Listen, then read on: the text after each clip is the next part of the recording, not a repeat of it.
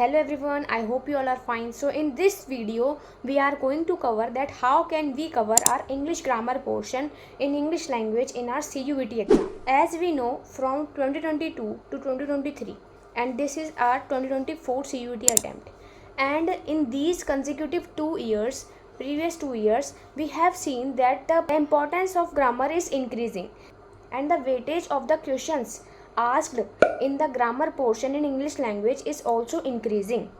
So we can expect that in this year we are going to face an enough amount of grammar portion in our CUET exam.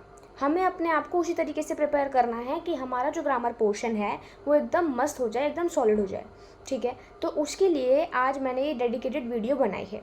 सो सबसे पहले start करते हैं. हम अपनी grammar की preparation को specifically कुछ टॉपिक्स में बांट देते हैं. टॉपिक्स में सबसे पहला जो इंट्रोडक्टरी टॉपिक रहता है वो रहता है parts of speech.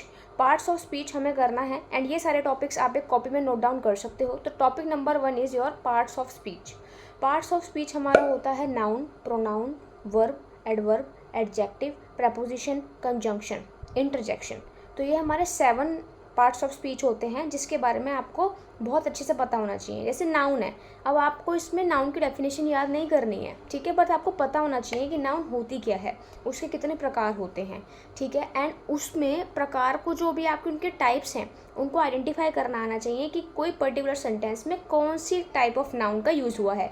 And particularly noun में हमारा singular noun, plural noun, countable and uncountable का भी काफ़ी ज़्यादा यूज़ देखने को मिलता है हमारे कॉम्पिटिटिव एग्जाम में. And CUET is also a competition. So that's why ये नाउन का जो टॉपिक है वो इंपॉर्टेंट बन जाता है. एंड नाउन के साथ साथ फिर उसी के एट्रीब्यूट आता है, वो आता है प्रोनाउन. देन आपका वर्ब अलग है, देन एडवर्ब उसका एट्रीब्यूट है. ठीक है, नाउन प्रोनाउन का एट्रीब्यूट हमारा एडजेक्टिव हो जाता है. तो इस तरीके से हमारे ये सारी चीज़ें चलती हैं इंटरकनेक्टेड वे में. इसके लिए आपको इस टॉपिक में आपको रूल्स पढ़ने हैं. You have to study a rule dedicated approach. ठीक है, तो आपको रूल डेडिकेटेड अप्रोच पढ़नी है इन पर्टिकुलर टॉपिक्स में. एंड अगर आप चाहते हो कि मैं यहाँ पर सिर्फ पास्ट ईयर क्वेश्चन पेपर्स के जो क्वेश्चन है वो आपके लिए सेलेक्ट करके एक पूरा PDF में बनाऊंगी, देन इसको यहाँ पर समझा के हम यहाँ पर करेंगे. Because past year question papers का बहुत रेलेवेंस रहता है हर एक कॉम्पिटिटिव एग्जाम में. ठीक है, because you got to know the pattern of that particular exam.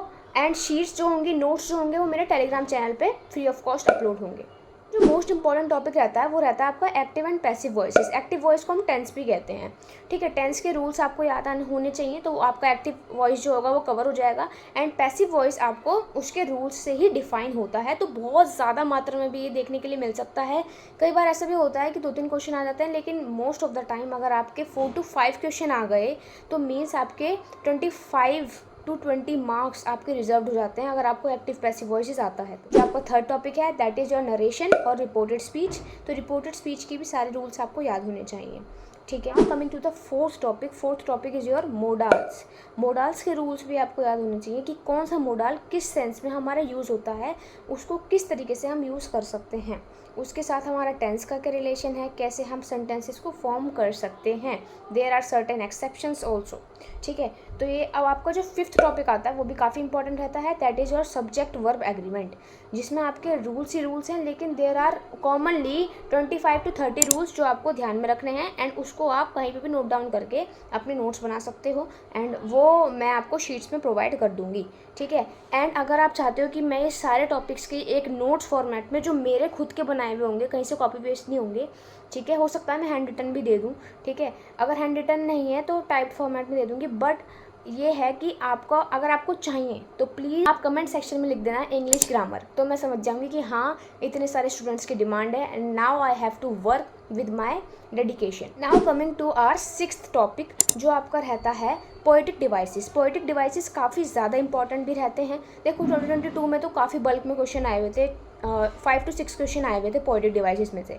तो देयर आर मेजरली हमारा जो पोएटिक डिवाइसेस हैं वो 8 से 10 पोएटिक डिवाइसेस होते हैं कॉमनली जो आपको आना चाहिए. ठीक है, उसके भी नोट्स आपको मिल जाएंगे. बस आपको क्या करना है, आपको डिस्क्रिप्शन बॉक्स में जाना है, वहाँ पे जाके टेलीग्राम चैनल का मैंने लिंक दे दिया है, वहाँ पे जाके ज्वाइन कर लेना है. वहाँ पे सारी शीट्स अपलोड होंगी, ग्रेजुअली सारी शीट्स अपलोड होंगी. बस आपको वहाँ पे जाके ज्वाइन करना है और कमेंट सेक्शन में लिखना है इंग्लिश ग्रामर, बस. ठीक है, सो ये 6 के 6 टॉपिक्स दोबारा स्क्रीन पे विजिबल होंगे. हम इसको अच्छे से कवर करेंगे if you are ready to comment English grammar. Okay, so ज़्यादा से ज़्यादा लोगों तक इस वीडियो को शेयर करें, क्योंकि इंग्लिश ग्रामर की जो वेटेज है वो काफ़ी देखने के लिए मिल सकती है इस CUET एग्ज़ाम में. So share this video to your friends and subscribe my channel for this type of guidance videos.